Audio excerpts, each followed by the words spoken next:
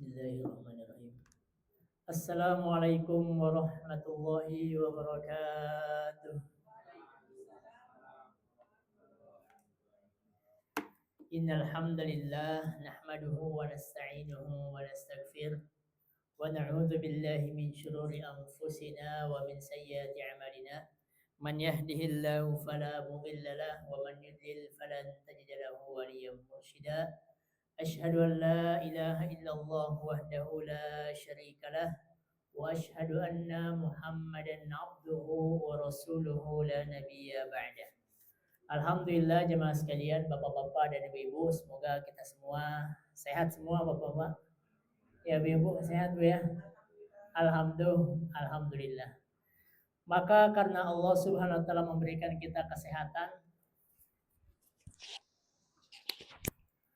karena kesehatan dari Allah Subhanahu wa taala, maka selayaknya patutlah kita untuk senantiasa membasahi lisan kita, mengisi rongga tubuh kita dengan senantiasa memuji Allah Subhanahu wa taala. Karena kata Nabi, Bapak Ibu, di antara nikmat yang banyak melalaikan adalah nikmat kesehatan dan nikmat waktu luang. Ya. Ketika dikasih sehat, ya, enggan untuk datang ke masjid. Ya.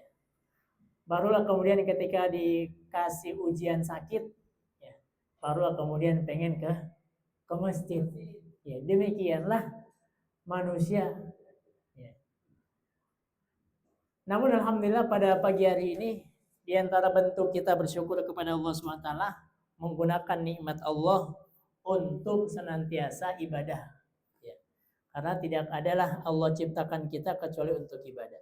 Salawat dan taslim kepada baginda Nabi kita Muhammad sallallahu alaihi wasallam, suri tauladan kita, uswatun hasanah kita.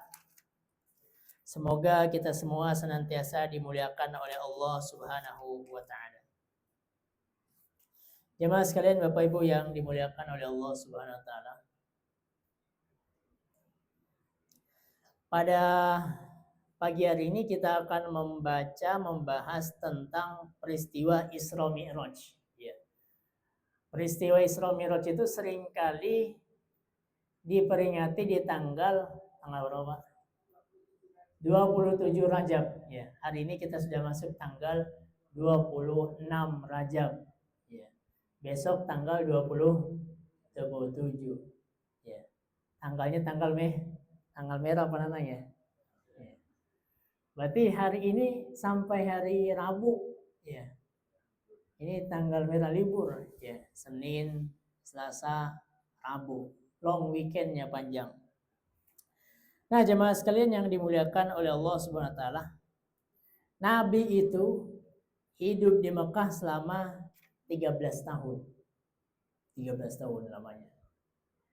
Dan tidak ada peristiwa di fase Nabi hidup di Mekah, peristiwa yang banyak diriwayatkan oleh sahabat peristiwanya, mutawatir riwayatnya, kecuali peristiwa yang satu ini, Isra Mi'raj. Artinya banyak sahabat yang meriwayatkan ini. Dan mungkin bagi fisikawan di barat ini tidak percaya yang namanya Isra Mi'raj. Gak mungkin dari Mekah kemudian melakukan perjalanan ke Baitul Maqdis yang jaraknya itu sekitar 1.200 km. Dilaksanakan dalam satu malam, bahkan tidak semalam full. Namun sahabat meriwayatkan ini. Ya. Para sahabat banyak meriwayatkan ini. Dan ini juga menjadi ujian keimanan bagi para sahabat saat itu. Gimana Pak? Kira-kira kalau kita ada saat itu, ya, diberitakan tentang Isra Mi'raj, ya, Nabi berangkat di malam hari, balik lagi sebelum subuh, Nabi udah di Mekah lagi. Kira-kira kita kalau ditanya kayak gitu, percaya kira-kira nggak Bapak Ibu? Ya. Keimanan sahabat, sebagian sahabat merasa, wah, benar gak nih? Masa iya sih?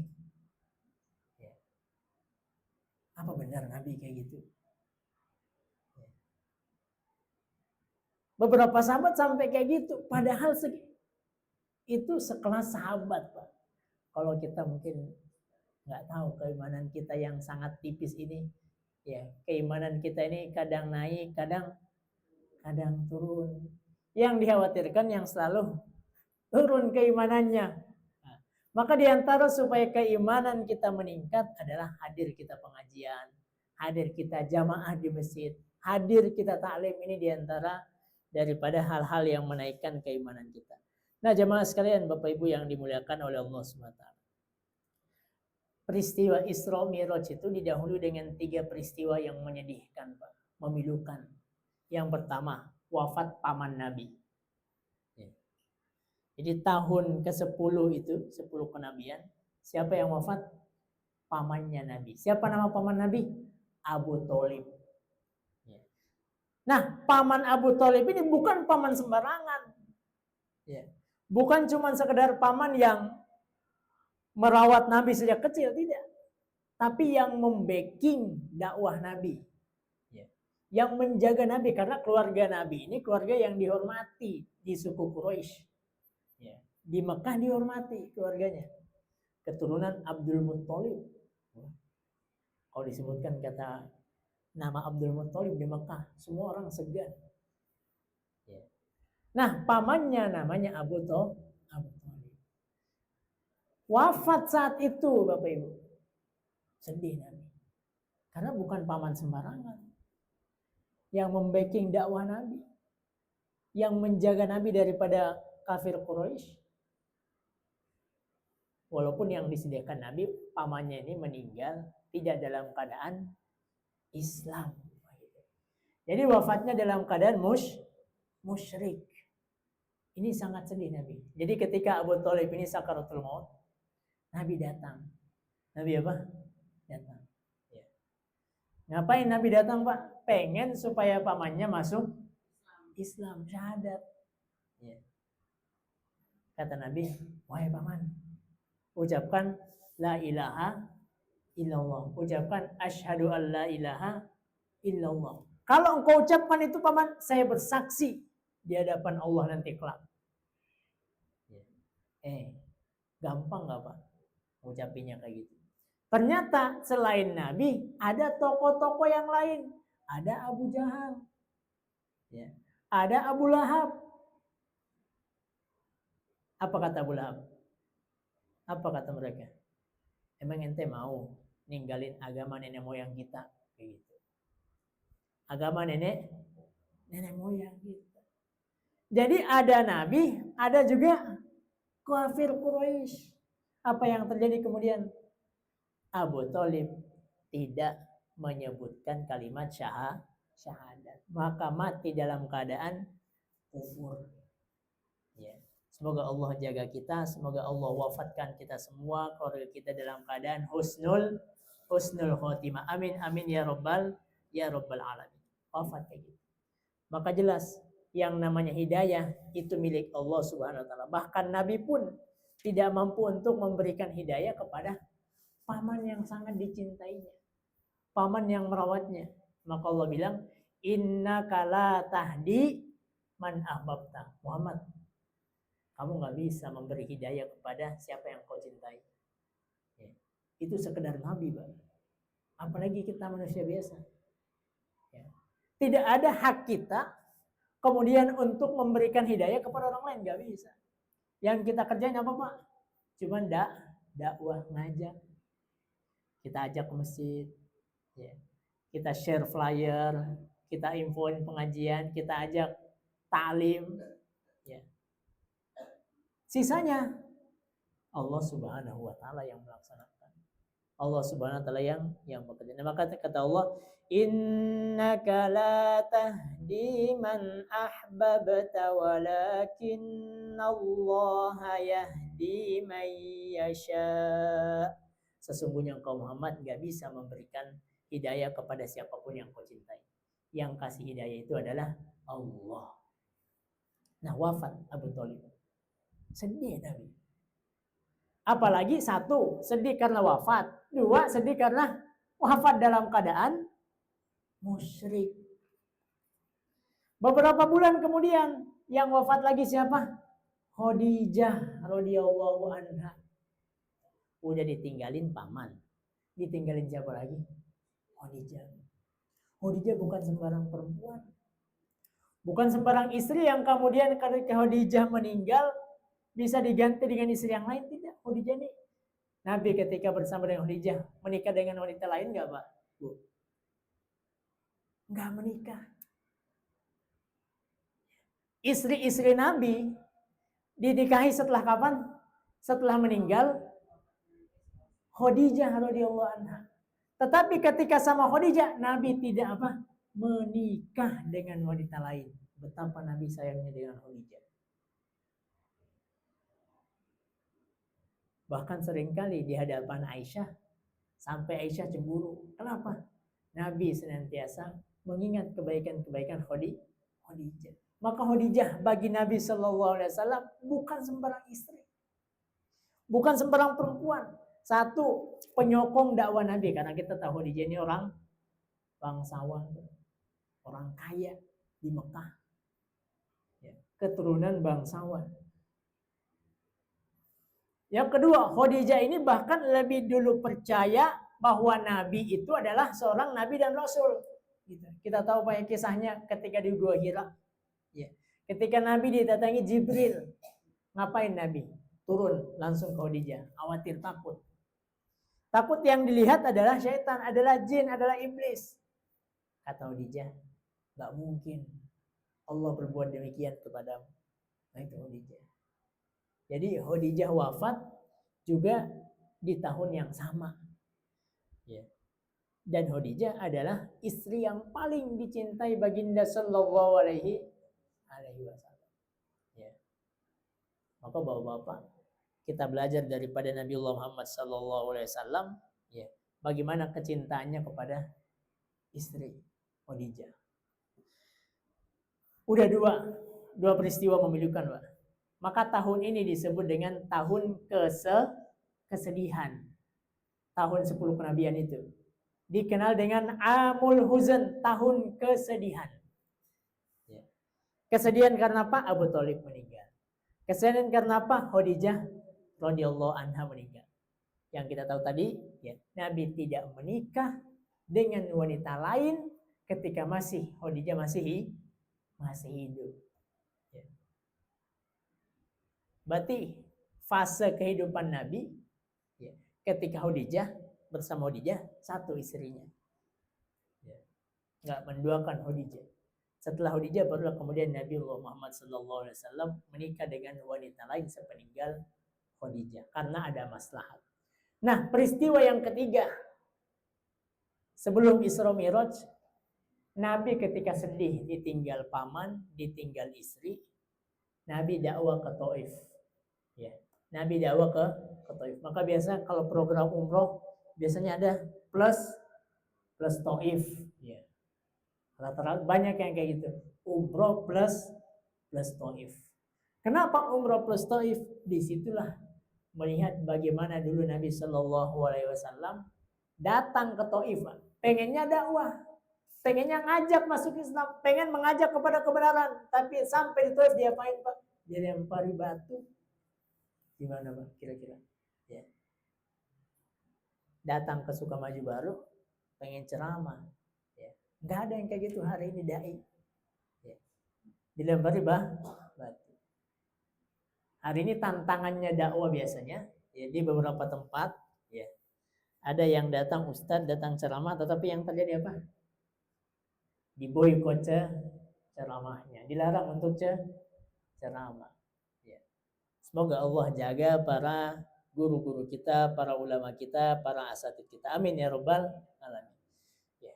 Apa tadi peristiwa yang ketiga, Bapak Ibu? Dakwah ke Taif. Ya. Udah Nabi capek datang ke Taif, jalan kaki sama Zaid bin Harithah. Ya. Pengen ngajak untuk masuk Islam dakwah Taif. Ternyata sampai di Taif ditolak mentah-mentah, dilempari batu, dilempari tulang hewan, dilempari kotoran hewan.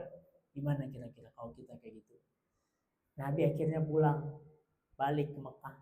Di tengah jalan datang Jibril. Kata Jibril kepada Muhammad, wahai Muhammad, kepada Muhammad, sungguh aku tahu apa yang dilakukan penduduk Taif. Nih di samping saya ada malaikat gunung, kata Jibril kayak gitu. Wahai Muhammad, di samping saya ini ada malaikat penjaga gunung mengucapkan salam kepadamu. Dia menawarkan tawarannya satu, Pak.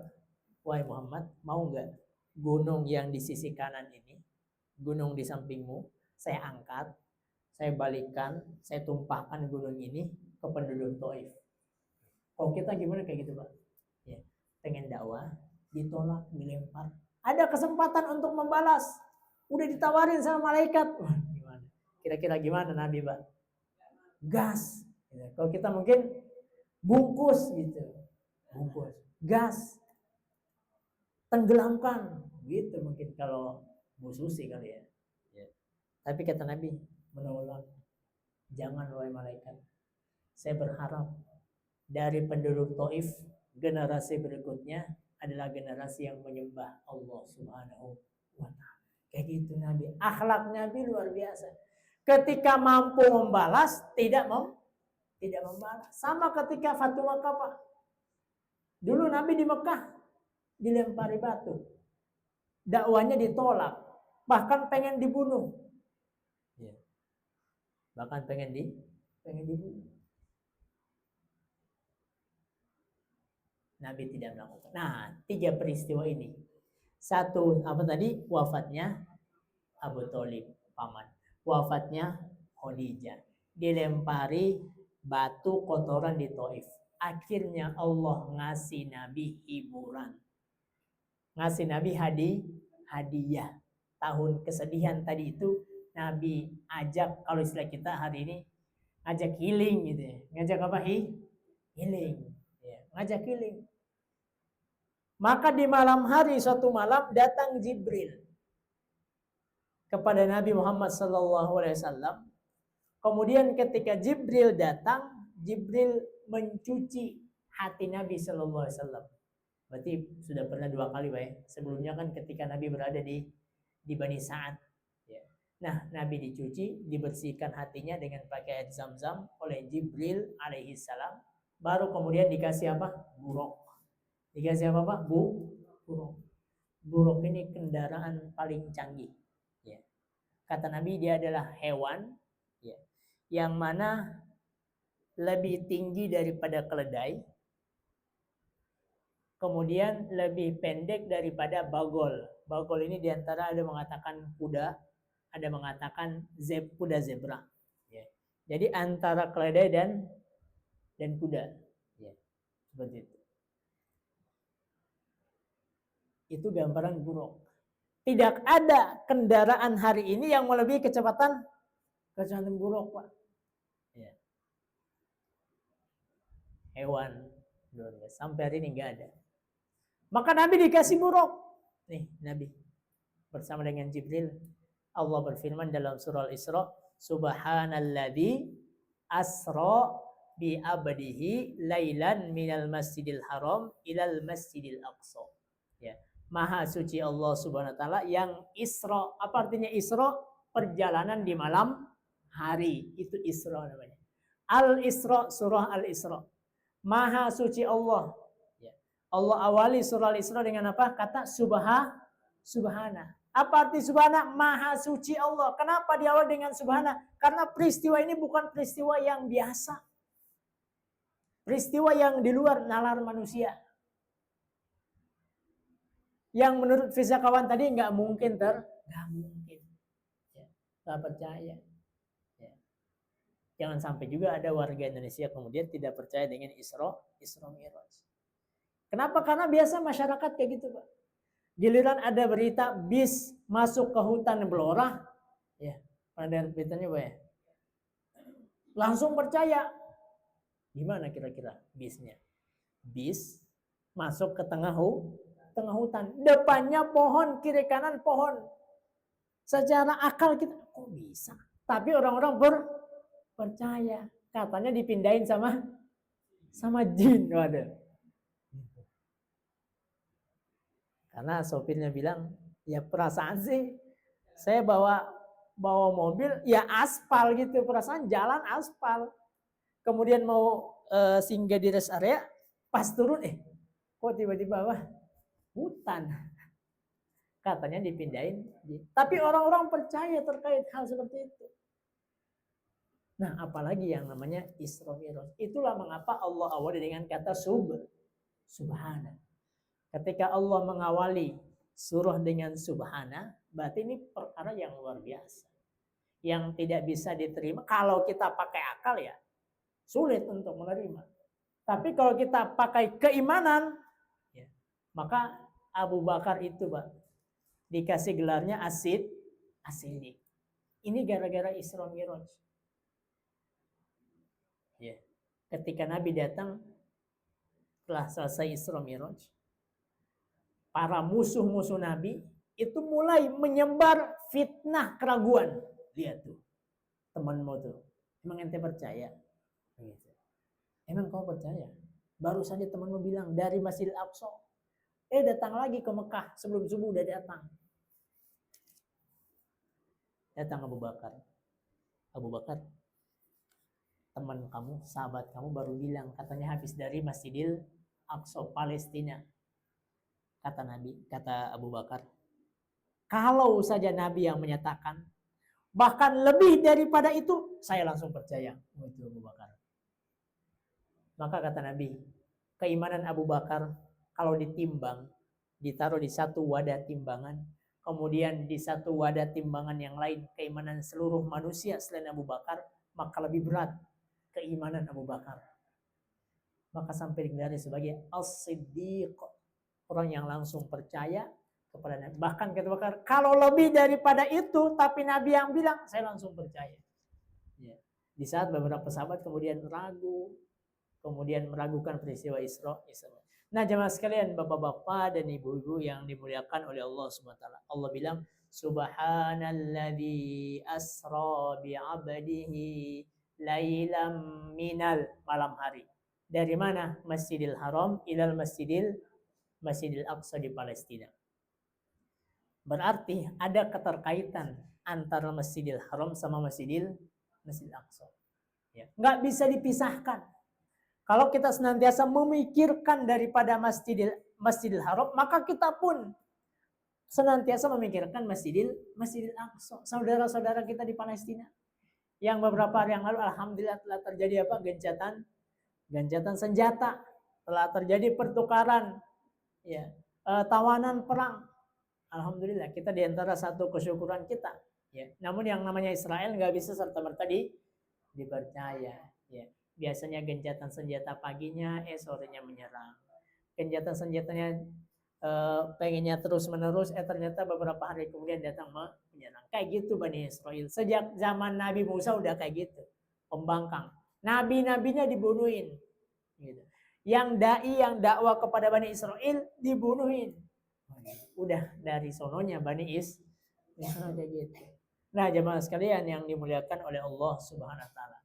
Jadi dua, Masjidil Haram, Masjidil Aqsa. Nabi pernah ditanya, Pak, wahai Nabi, rumah Allah mana yang pertama kali dibangun? Ya. Kata Nabi, yang pertama kali dibangun adalah Masjidil Haram. Masjidil Haram pertama. Kemudian setelah itu dibangun Masjidil Aqsa. 40 tahun antara jarak pembangunannya. Masjidil Haram, kemudian Masjidil Aqsa. Padahal bisa saja Allah memperjalankan Nabi Muhammad dari Masjidil Haram langsung ke langit. Bisa Pak ya? Bisa, Allah Maha Kuasa. Bisa langsung dari Masjidil Haram langsung naik. Nah, tetapi Allah perjalankan kemudian. Ya. Kemudian dari Masjidil Haram ke Masjidil Aqsa. Apa yang dilakukan Nabi di Masjidil Aqsa? Masjidil Aqsa, Nabi sholat. Makmumnya Pak, dalam riwayat dikatakan makmumnya seluruh Nabi dan Rasul yang pernah diutus. Jadi makmum Nabi saat itu Nabi yang lain. Jumlah Nabi kata Nabi Muhammad SAW 124.000 Nabi. 124.000 Nabi. Jumlah Rasul sebanyak 313 Rasul. Semuanya sholat di belakang Nabi Muhammad. Maka biasa kalau kita di kampung, kita biasa dengar tarhim sebelum maghrib Pak ya.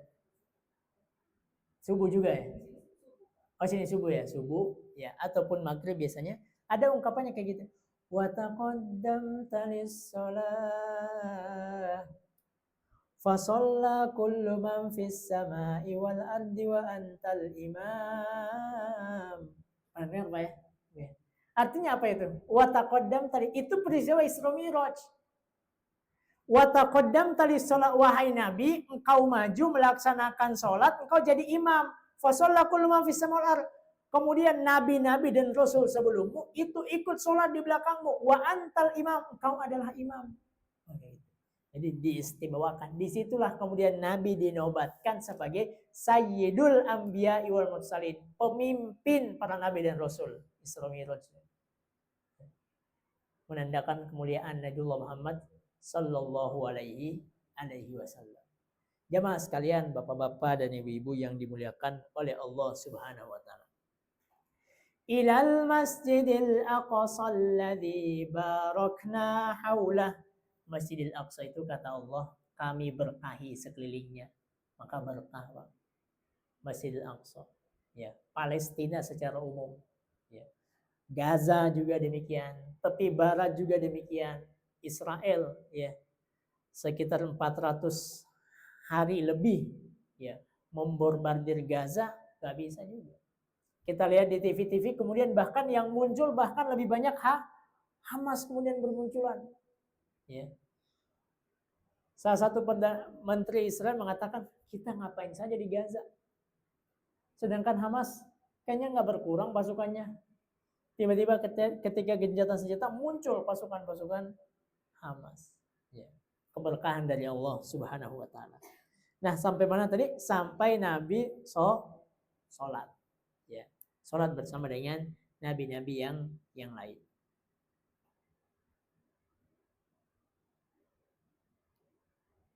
Nah, jemaah sekalian yang dimuliakan oleh Allah Subhanahu wa taala. Kemudian ketika Nabi Shallallahu Alaihi Wasallam sholat, ya sebelumnya Nabi mengikat buruknya, ya buruknya diikat, ya di salah satu dinding di Masjidil Aqsa. Kemudian Nabi diantar bersama dengan Jibril, ya bersama dengan Jibril. Nah, inilah yang kita bilang tadi sebagai hadiah dari Allah, ya. Healing. Kita pun demikian, ya. Mungkin dalam kehidupan kita banyak kesedihan yang kita lalui, banyak ujian, banyak cobaan. Kita yakin bahwa setelah kesedihan ada kebahagiaan. Ini diantara pesan daripada Isra Mi'raj. Nabi ditinggal keluarganya, ditolak dakwanya, diajak healing. Ya, berarti boleh juga, dianjurkan juga, dibolehkan juga kemudian seorang Muslim ya melakukan healing, ya rihlah perjalanan, ya kemana misal ke Jogja atau ke pantai, boleh. Ya, sebagaimana Nabi Shallallahu Alaihi Wasallam melakukan perjalanan Isra Mi'raj setelah tahun kesedihan. Kita rihlah perjalanan kita nggak harus nunggu ada kesedihan dulu, ya di program mungkin 1 tahun, ya ngajinya di mana? Di pantai, masya Allah. Nah jemaah sekalian yang dimuliakan oleh Allah Subhanahu wa taala, diajaklah Nabi Muhammad ya untuk menembus lapis-lapis langit. Ya. Artinya langit kedatangan tamu. Kalau kedatangan tamu biasa diapain Pak? Bu? Disambut. Maka yang menyambut lapis-lapis langit itu dari langit pertama sampai langit ke-7 juga adalah nabi-nabi. Nabi dan Rasul juga. Pilihan Allah Subhanahu wa taala. Lumrah Pak. Datang seorang nabi, manusia paling mulia di bumi, makhluk paling mulia, datang ke langit, maka pun Allah menetapkan yang menyambut juga adalah orang yang luar biasa. Ya. Ternyata datang presiden ke mana? Ke Sukamaju Baru. Ya. Datang kemudian sholat di Nurul Rahman, disambut, ya disambut. Ya. Pasti sambutannya berbeda ketika yang datang oleh orang-orang biasa, misal demikian. Sampai ke langit pertama, ya datang ke langit pertama, yang menyambutnya adalah Nabi Adam. Nabi siapa? Nabi Adam. Ya. Ini ada pesan. Jadi Allah menentukan nabi-nabi satu, Nabi Adam, kemudian Nabi Isa dan Nabiullah Yahya alaihissalam, kemudian ada Nabi Yusuf, kemudian ada Nabi Idris, kemudian ada Nabi Idris, kemudian ada Nabi Yusuf, kemudian ada Nabi Harun, kemudian Nabi Musa, kemudian Nabi Ibrahim. Itu enggak serta-merta ditentukan begitu saja. Ya. Allah itu maha bijaksana. Allah diantara namanya Hakim, diantara namanya apa? Al-Hakim. Nah, di langit pertama itu ditemui oleh Nabi Adam. Berarti ada pesan, Pak. Apa pesannya? Kata para ulama, pesannya adalah Nabi Muhammad dipertemukan dengan bapaknya manusia. Ya, bapaknya manusia, Nabi Adam. Ya. Disitulah Nabi bilang, Nabi Adam itu tingginya 60 hasta. Ya. Gimana tuh tingginya, Pak? Kurang lebih 30 meter. 30 meter. Ya. Setinggi pohon kelapa kali ya. Dan kata Nabi, kalian juga nanti akan masuk surga dalam keadaan diserupakan dengan tingginya Nabi Adam. Berarti enggak ada di surga nanti orang-orang kecil, cebol, enggak ada. Dihidupkan, dimasukkan setinggi sebagaimana Nabi Adam. Tinggi-tinggi semua. Nah, ada pesan dari Allah Subhanahu wa taala ketika yang menyambut adalah Nabi Adam. Seakan Allah pengen bilang, nih Muhammad, ini bapaknya para manusia. Dulu dia di surga, kemudian dikeluarkan dari dalam surga, kemudian kembali lagi ke surga. Jadi ada pesan, Muhammad. Ya. Seakan ini tadabbur. Kenapa Allah memilih Nabi Adam? Ya. Menunjukkan bahwa Muhammad, engkau pun nanti akan diusir dari Mekah. Engkau akan diusir, tetapi ingatlah sebagaimana Nabi Adam kembali nanti ke surga, engkau juga pun akan kembali ke Mekah. Kan diusir dari Mekah. Pergi kemana? Ke Madinah, balik lagi ke Mekah. Tahun ke-10 balik. Ya, Haji Wada. Nabi Muhammad SAW. Bahkan sebelumnya pun Nabi sudah Fathu Makkah, pembebasan kota Makkah. Ya. Kemudian tahun ke-10 Nabi Haji Wada. Ya. Kemudian Nabi membebaskan Mekah. Yang tadinya sekitar Ka'bah penuh dengan patung, ya, dihancurin semua patungnya, Pak. Ya. Yang tadinya Nabi Muhammad SAW diusir dari Mekah, datang ke Mekah Nabi, ya, membawa banyak sahabat. Kira-kira penduduk Mekah, Pak, yang masih kafir takut nggak, Pak? Kira-kira gambarannya, dulu kan Nabi diusir dari Mekah, dilempari batu, diboikot, ya. Nah, beberapa tahun kemudian Nabi balik lagi ke Mekah untuk membebaskan Mekah. Itu penduduk kafir Quraisy ketakutan, Pak. Wah, ini kita bakal diapain nih? Ya. Kalau kita manusia zaman sekarang, ya, yang emosinya tinggi mungkin, waduh, disikat semua tuh orang kafir Quraisy. Apa kata Nabi, Pak? Kalian semua bebas. Siapa yang mau masuk Islam silahkan.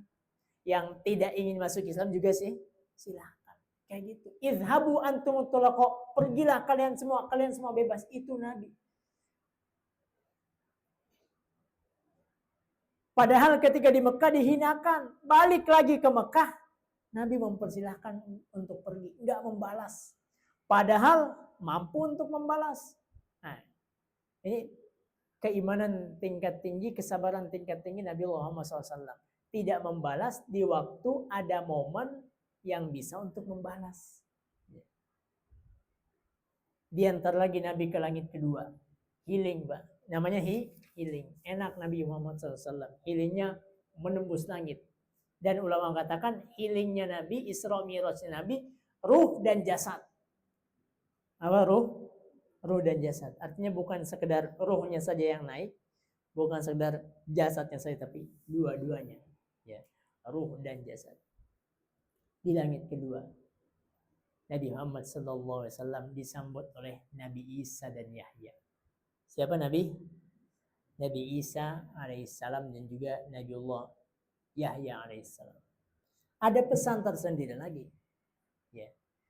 Kata Nabi, tidak ada nabi yang diutus antara saya dengan antara Nabi Isa. Nabi Isa, ya. Allah kasih kitab Injil. Nah, antara Nabi Isa sekitar 500 tahun kemudian lahir Nabiullah Muhammad SAW, tidak ada apa? Nabi dan Rasul. Ya, tidak ada antara keduanya. Berarti langsung dari Nabi Isa, Nabi berikutnya adalah Nabi Muhammad Sallallahu Alaihi Wasallam. Nabi Isa dan Yahya ada pesannya, Bapak Ibu jamaah sekalian. Pesannya apa? Pesannya bahwa dakwah Nabi itu kurang lebih sama dengan Nabi Isa, Nabi Yahya. Itu Nabi Yahya, Pak, dikejar-kejar sama kaumnya. Pengen dibunuh, bahkan berhasil dibunuh Yahya. Nabi Isa pun diapain, Pak? Dikejar juga, pengen dibunuh juga. Apa yang terjadi? Allah Subhanahu wa taala menyerupakan seseorang yang mirip dengan Nabi Isa, kemudian diserupakan, dialah yang kemudian dibunuh. Nabi Isa diapain? Diangkat oleh Allah Subhanahu wa taala. Ya. Berarti tidak benar keyakinan bahwa mereka Yahudi membunuh Nabi Isa. Allah sendiri yang bilang, wa ma qataluhu, mereka tidak membunuh Isa. Wa ma salabuhu, mereka tidak menyalib Isa. Ya. Walakin syubbiha lahum, tetapi yang disalib adalah orang yang diserupakan dengan Isa alaihissalam. Isa diangkat. Nanti akan turun kembali ketika akhir zaman untuk membunuh Dajjal. Ketika Dajjal muncul, ya, maka jangan sampai ada di antara kita kemudian yang pengen tahu ketemu Dajjal. Oh, gimana sih Dajjal? Ya, pengen ketemu Dajjal. Yang Nabi sudah sampaikan ciri-cirinya. Di jidatnya Dajjal ini tertulis kafaro, kafir.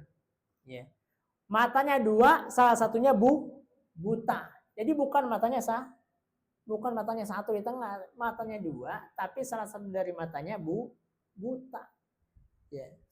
Nah, di antara doa yang diajarkan Nabi Muhammad SAW, berlindung dari fitnah Dajjal. Kata Nabi, di akhir sholat jangan sampai lupa baca doa. Ya, setelah kita tasyahud nih, setelah kita sholawat, sebelum kita salam, baca doanya. Allahumma inni a'udzubika min adzabi jahannam, wa min adzabil qabr, wa min fitnatil mahya wal mamat, wa min syarri fitnatil masihid dajjal. Ini 4 kata Nabi. Dia bukan rukun Bapak Ibu, tapi dia sunnah. Ya. Artinya sebelum kita salam nih, sebelum assalamualaikum, kita baca doa ini. Doa minta 4 perlindungan. Nabi sampai bilang jangan sekali-sekali ditinggalkan. Tapi pun kalau ditinggalkan ya sholatnya tetap sah. Ya. Allahumma diikuti. Inni a'udzubika min adzabi jahannam wa min adzabil qabri wa min fitnatil mahya wal mamati wa min syarri fitnatil masihid dajjal. Kita minta perlindungan dari jahanam. Ya. Azab terpedih. Kemudian kita minta perlindungan dari azab kubur. Ya, di alam barzah. Alam barzah ini alam antara alam dunia dan alam akhirat. Ya. Yang namanya alam barzah hanya 2. Nikmat kubur yang kita minta Allah berikan kepada kita, dan azab kubur yang kita minta Allah jauhkan dari kita dan keluarga kita. Ya. Setiap sholat kita baca ini. Ya. Nikmat kubur dan azab kubur. Yang ketiga adalah fitnah kehidupan dan kematian. Ya. Yang namanya hidup ini penuh fitnah, maka semoga Allah kita minta Allah jauhkan fitnah kepada kita. Bahkan sampai ketika kita sudah meninggal, jangan sampai ada fitnah lagi. Dan yang keempat, fitnah yang terbesar, fitnah Dajjal. Kata Nabi, tidak ada Nabi dan Rasul kecuali mengingatkan tentang fitnah Dajjal. Dari Nabi dan Rasul sejak pertama ngingetin kaumnya. Jangan sampai ketemu Dajjal. Jangan sampai terperdaya dengan dengan Dajjal. Maka Nabi pesankan kepada kita, siapa yang rajin gemar membaca kemudian menghafal daripada 10 ayat pertama surah Al-Isra, surah Al-Kahfi, maka Allah jaga dia daripada fitnah Dajjal. Karena kalau sudah Dajjal yang datang, ya orang yang kita yang mungkin keimanan kita setipis tisu mungkin bisa jadi menjadi pengikut Dajjal, wal iyazu billah. Nanti dikalahkan oleh Nabiullah Isa alaihissalam. Nah, di langit kedua seperti itu. Ya. Ditemui, disambut oleh Nabi Isa dan juga Nabiullah Yahya alaihissalam, yang dakwah Nabi mau sama, ya, dengan dakwah Nabiullah Isa alaihissalam dan juga dakwah Nabiullah Yahya alaihissalam. Kemudian lanjut Nabiullah Muhammad sallallahu alaihi wasallam, ya. Lanjut Nabiullah Muhammad SAW dipertemukan di langit berikutnya dengan Nabiullah siapa? Ya, Nabiullah Yusuf alaihissalam. Ya, Nabi Yusuf. Ya. Supaya pesan juga bahwa dakwah Nabi itu mau sama dengan dakwah Nabi Yusuf. Ya. Dakwah Nabi Yusuf kurang lebih sama. Kita ingat tahu Nabi Yusuf ya? Dibenci oleh saudaranya. Ya. Kemudian direncanakan untuk dibunuh. Ya. Kemudian pengen dibunuh bahkan. Kemudian sampai di Mesir dituduh suka sama majikan perempuannya, Zulaikha. Kemudian dicebloskan ke dalam penjara. Tapi akhirnya apa yang terjadi? Nabi Yusuf menjadi pemimpin Mesir. Dakwah Nabi kayak gitu. Nabi, ya, di kampungnya dibenci, ya, dimusuhin, pengen dibunuh. Bahkan sudah orang-orang kafir Quraisy sudah mengelilingi rumah Nabi sebelum hijrah, Pak. Tapi Allah menolong hambanya, menolong nabinya. Ya. Maka artinya ketika perjalanan Nabi Yusuf dari atas ke bawah, naik ke atas ke bawah lagi, kan kayak gitu Nabi Yusuf. Ya. Anak seorang nabi, Nabi bilang Nabi Yusuf itu adalah Karim, Ibnul Karim, Ibnul Karim, Ibnul Karim. Nabi Yusuf itu orang yang mulia karena nabi. Bapaknya Nabi Yakub, kakeknya Ishak, Nabi juga. Kakeknya lagi di atasnya, Ibrahim. Ada nggak garis keturunan termulia daripada Nabi Yusuf? Nggak ada. Darah birunya luar biasa. Anak Nabi, kakeknya Nabi, di atasnya lagi Nabi lagi. Cuman kehidupannya kayak gitu. Di atas. Kemudian apa tuh? Turun ke sumur, ya kan? Naik lagi ke istana. Ya, sampai ke istana, turun lagi ke penjara. Sampai ke penjara, naik lagi menjadi pemimpin Mesir.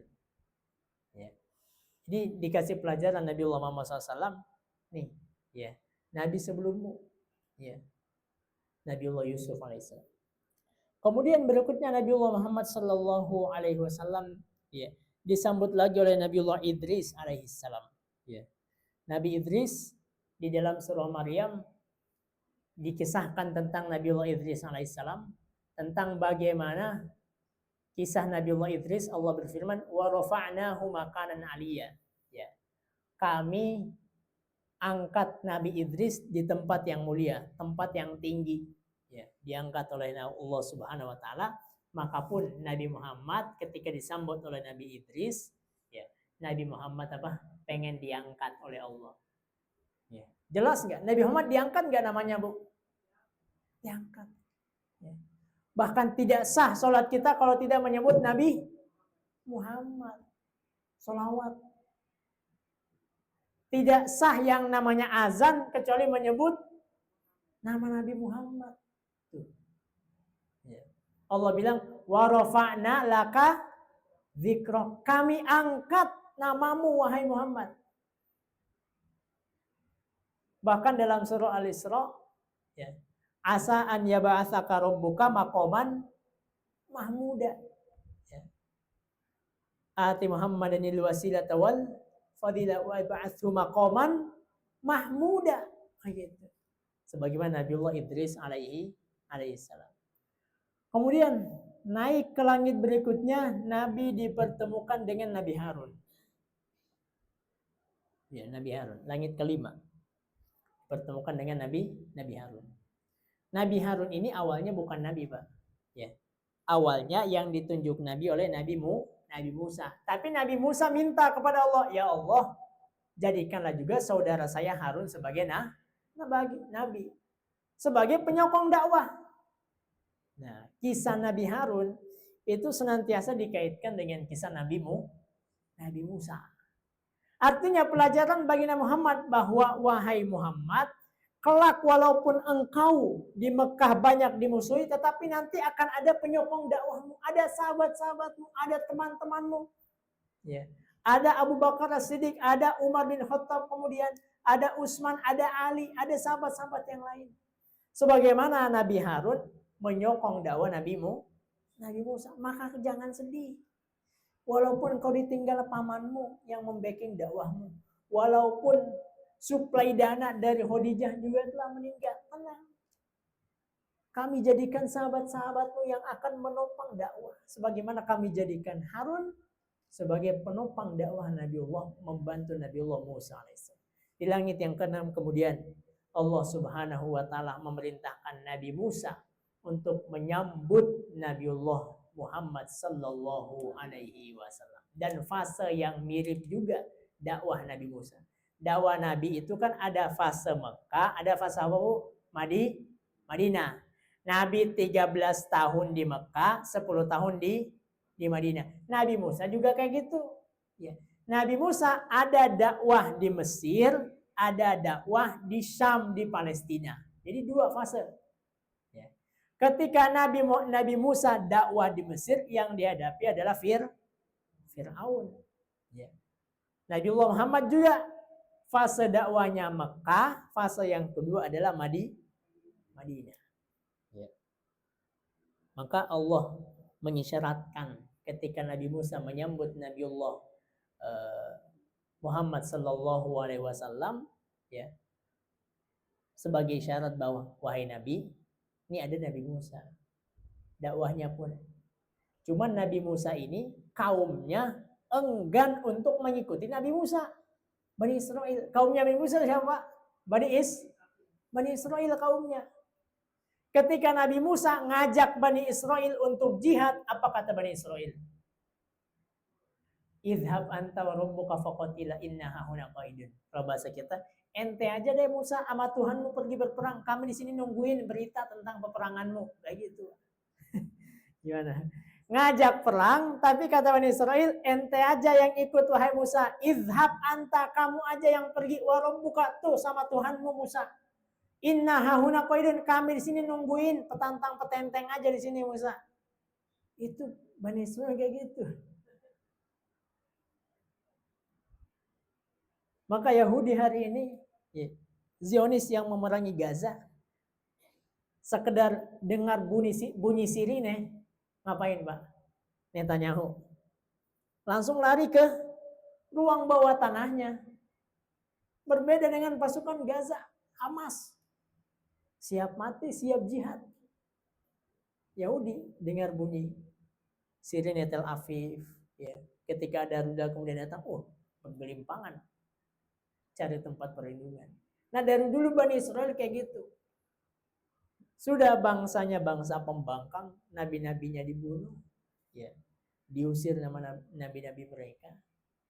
Ketika diajak Nabi Musa jihad, kata mereka, ente aja yang pergi Musa.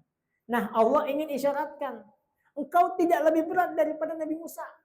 Kalau engkau mengajak sahabat-sahabatmu untuk jihad, mau nggak ikut jihad? Semuanya ikut jihad. Semuanya ikut peperangan. Terakhir di langit yang ketujuh, Nabi Allah Muhammad SAW disambut oleh bapaknya para nabi, Abul Anbiya. Dialah Nabi Allah Ibrahim alaihissalam. Yang kalau kita baca Al-Quran, kalau kita baca uswatun hasanah dalam Al-Quran, maka itu kepada dua nabi. Siapa Bapak Ibu? Nabi Muhammad sama Nabi Ibrahim. Ya. Allah sematkan ungkapan uswatun hasanah kepada 2 nabi saja. Ya. Bahkan dalam sholat pun diikutkan setelah sholawat kepada Nabi juga kepada siapa? Nabi Ibrahim. Sampai sedemikian rupa lekatnya bagaimana keistimewaan Nabiullah Ibrahim dan juga Nabiullah Muhammad SAW. Sama, Nabi Ibrahim pun mempunyai fase 2 dakwah. Ya. Dakwah di Babilonia menghadapi Namrud, kemudian dakwah juga di Syam, ya, di Palestina Nabiullah Ibrahim alaihissalam. Maka Nabi ingin diingatkan, ya, bahwa disambut oleh Nabi Ibrahim, bapaknya para nabi, bapaknya tauhid. Nah, jamaah sekalian yang dimuliakan oleh Allah Subhanahu wa taala. Setelah Isra Mi'raj, Nabi membawa oleh-oleh. Ya. Apa oleh-olehnya Bapak Ibu? Ya, yang namanya healing, Bapak Ibu biasanya kalau healing bawa apa? Bawa buah tangan. Ya. Dikasih ke tetangga ataupun yang lainnya, dibawa ke pengajian oleh-oleh. Nah, Nabi Muhammad juga pun bawa apa? Oleh-oleh. Berupa perintah sholat. Yang tadinya 50 kali sholat, Pak. Gimana tuh, Pak? Kalau ternyata nggak minta diskon kepada Allah. Maka kita terima kasih juga kepada siapa? Nabi Musa. Kata Nabi Musa ketika Nabi Muhammad turun dapat perintah 50 sholat. Muhammad dapat apa dari Allah? Perintah sholat 50 kali. Kata Musa, waduh, jangankan 50 kali. Ya. Ini berat 50 kali Muhammad. Ya. 5 kali aja banyak yang bolong. Banyak yang sholat, nggak sholat. Alhamdulillah, terima kasih kepada siapa Pak? Nabi Musa. Kalau nggak ada Nabi Musa gimana Pak? Mau berangkat kerja, azan. Ya. Sampai ke kantor, sholat azan. Ya.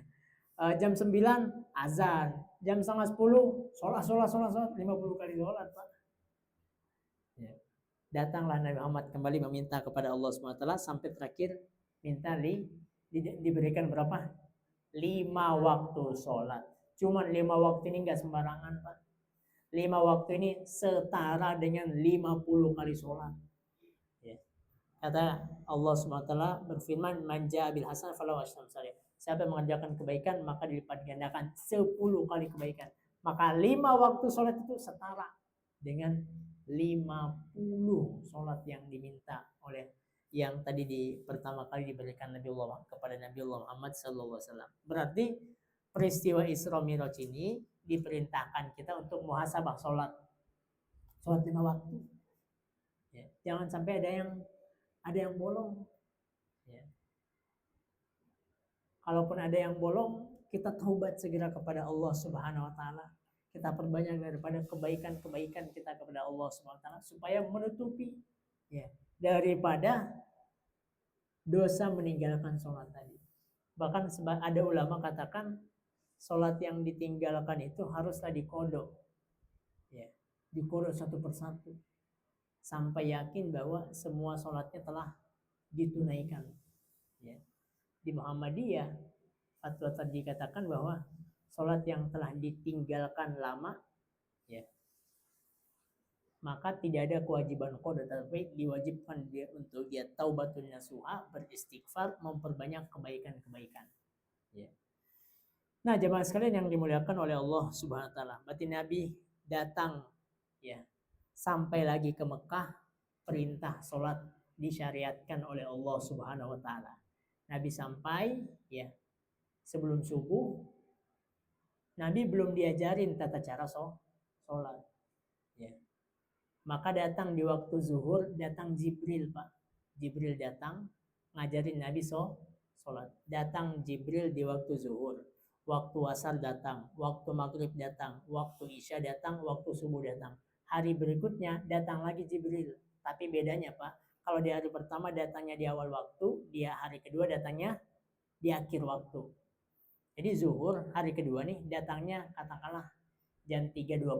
Kalau asar 3.40 ya. Datangnya. Asar Jibril datang jam 6 katakanlah. Maghrib sama waktunya. Isya datangnya di akhir waktu. Subuh pun datangnya di akhir waktu. Kemudian kata Jibril, Muhammad, inilah antara waktu sholat kalian. Artinya Nabi Jibril pengen ngasih tahu waktu sholat itu dari pertama saya datang sampai sebelum asar, waktu zuhur, asar pun demikian, maghrib pun demikian, isya pun demikian, sampai waktu subuh. Nah, ini mungkin yang dapat kita baca ya, refleksi pesan-pesan baginda Nabi Muhammad SAW dalam peristiwa Al-Isra wal Mi'raj. Semoga ini dapat menambah keyakinan kita, kecintaan kita Muhammad kepada Nabi Muhammad SAW, dan juga pesan oleh-oleh dari yang dibawa Nabi kita adalah menjaga sholat 5 waktu, karena dialah yang paling pertama dihisab di sisi Allah SWT. Kalau lolos daripada hisab sholat, maka hisab yang lainnya kata Nabi dimudahkan oleh Allah SWT. Kalau hisab sholatnya tidak lolos, maka dikhawatirkan hisab yang lainnya pun tidak lolos. Wallahu a'lam bishawab. Demikianlah yang dapat kita baca. Saya kembalikan kepada MC kita, Ustadz Imron. Tafadhol. Alhamdulillah, tausiah sudah disampaikan oleh Ustadz Ibah. Kemudian untuk acara berikutnya ada tanya jawab.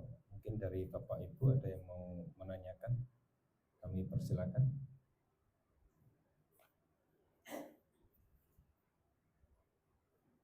Bapak Warno mau tanya? Oh enggak. Wah, enggak, Pak Toto. Assalamualaikum Pak Ustaz. Jadi Pak Ustaz menyinggung masalah perjalanan Nabi Muhammad SAW Isra Mi'raj yang menggunakan buraq gitu.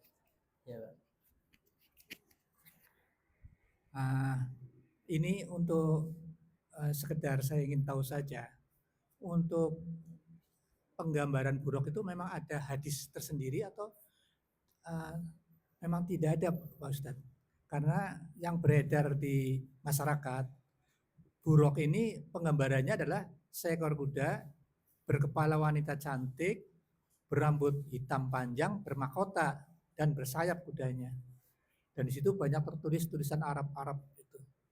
Itu saya menyaksikan sendiri, memang ada gambar-gambar itu di rumah warga, ada warga tertentu ya, ada yang mencantumkan itu. Sehingga kita punya gambaran buraq itu apakah memang diciptakan Allah sebegitu, atau memang hanya kuda biasa yang bersayap, atau ada hadis yang mungkin bisa Ustadz ceritakan, atau literatur yang mendukung bahwa buraq itu adalah seekor kuda terbang atau hewan yang berwujud separuh manusia, separuh kuda, Ustadz. Itu saja Ustadz. Assalamualaikum warahmatullahi wabarakatuh. Baik.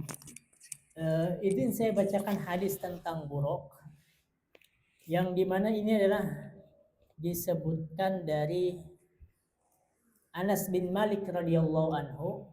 Ini merupakan hadis sahih. Di situ dikatakan bahwa utitu bil buraq, saya diberikan buraq.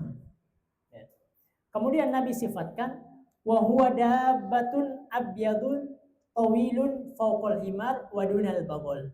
Nah, yang Nabi berikan gambarannya, dia adalah dabbah, hewan. Cuman hewan kuda tidak disebutkan, cuman Nabi bilang hewan, dabbah. Warnanya putih, tawil. Ya.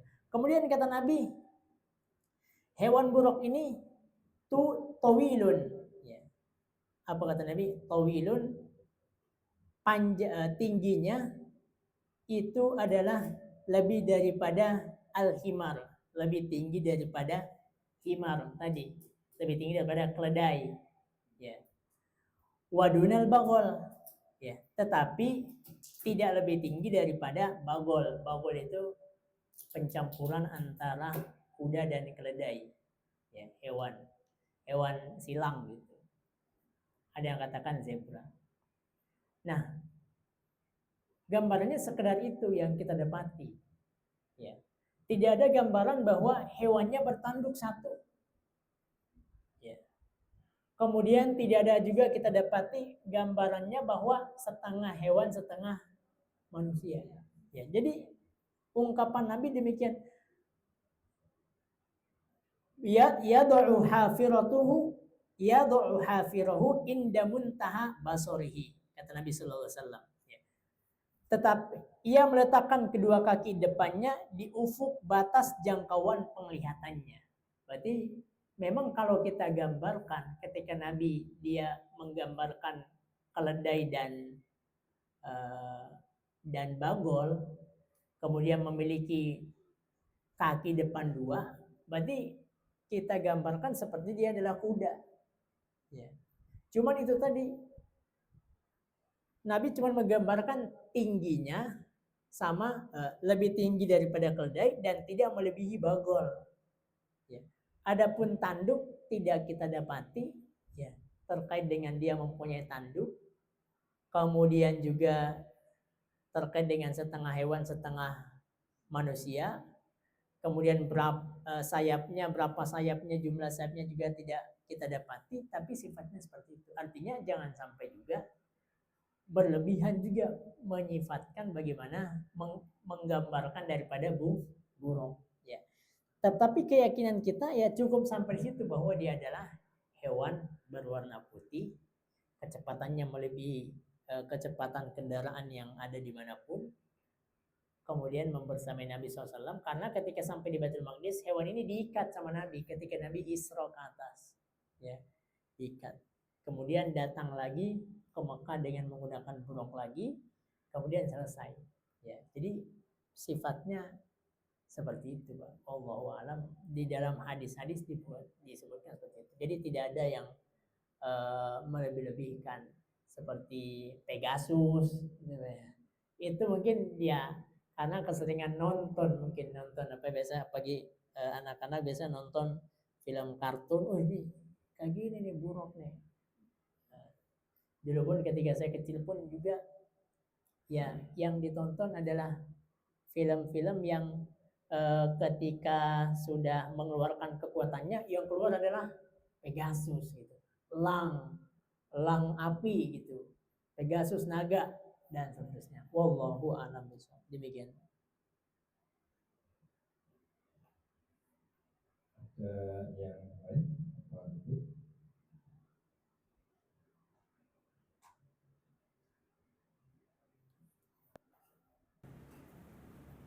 Tidak ada? Oke. Kalau tidak ada pertanyaan lain berarti sudah cukup, Ustadz Imamuddin. Alhamdulillah kajian pagi hari ini rutin kita pagi ini sudah berjalan seperti yang sudah kita rencanakan. Mudah-mudahan apa yang sudah disampaikan dari Ustadz Imamuddin ini dapat kita pahami bersama, dapat kita ambil hikmahnya, dapat kita ambil ilmunya, ya, sehingga dapat memperkuat iman kita kepada Allah Subhanahu Wa Taala, bahwa semua kekuatan adalah milik Allah Subhanahu Wa Taala.